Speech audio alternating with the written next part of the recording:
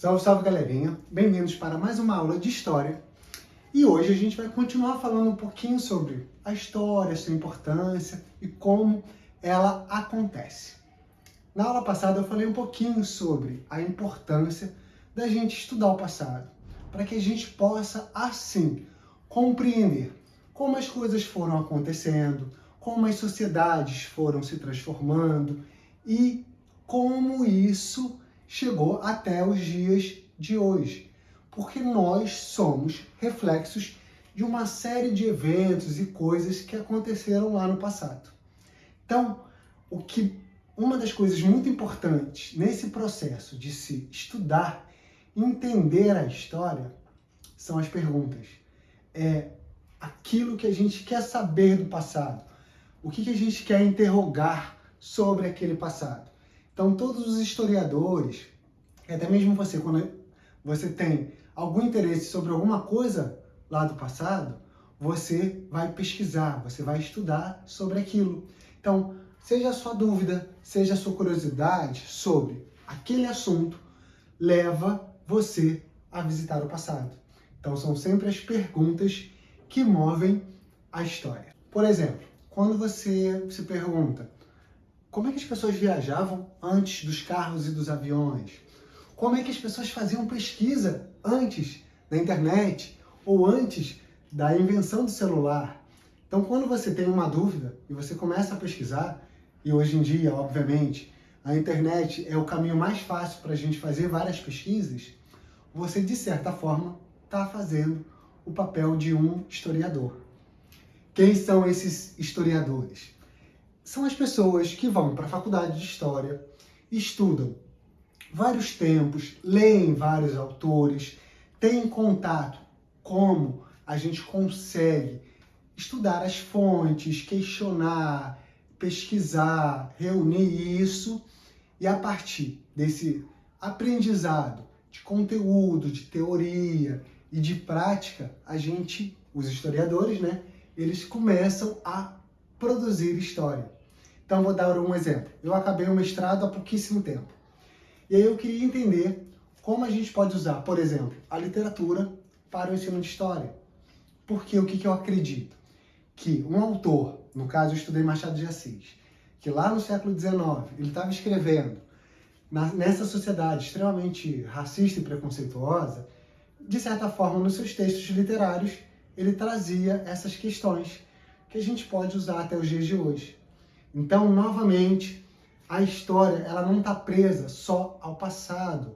O passado ele é um objeto de estudo, mas ela é feita a partir dos questionamentos que nós temos hoje e como a gente pega esse olhar hoje sobre aquele passado. E para contar uma história, nós, historiadores, fazemos uso do que nós chamamos de fontes históricas, que são registros ou evidências que forneçam informações sobre um passado, sobre uma sociedade, sobre algum evento.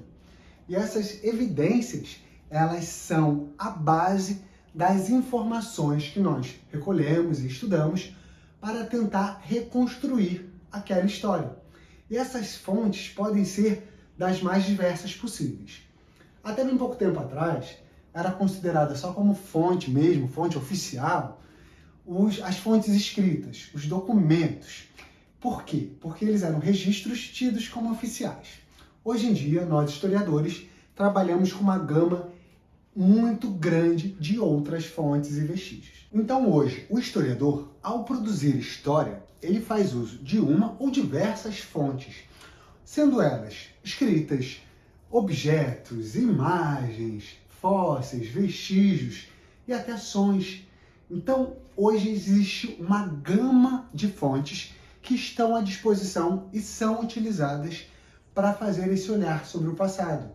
Como eu dei o exemplo antes, de quando eu estava estudando, mestrado, eu faço uso da literatura, que é um texto ficcional, e trago ele como um resquício, um vestígio de um autor que lá no passado estava escrevendo sobre o seu tempo, sobre a sua sociedade, e como ele, como um autor negro, em meio a uma sociedade extremamente racista, estava experimentando aquela sociedade.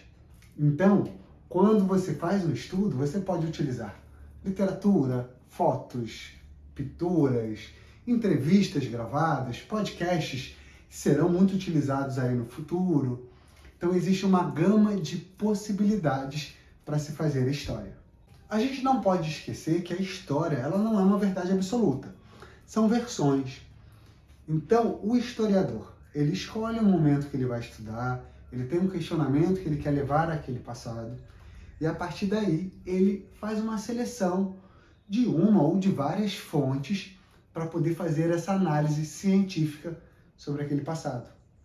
E o interessante é que toda vez que o historiador faz esse exercício de investigar, de estudar o passado, ele acaba trazendo para a gente quais foram as continuidades ou descontinuidades daquele passado.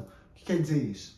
O que mudou? O que continua igual? O que continua existindo de alguma forma nas sociedades? E isso permite que a gente faça uma análise sobre o nosso tempo presente. Então, galerinha, espero que vocês tenham gostado do vídeo. Curtam, compartilhem, não se esqueçam de se inscrever no canal e até a próxima aula.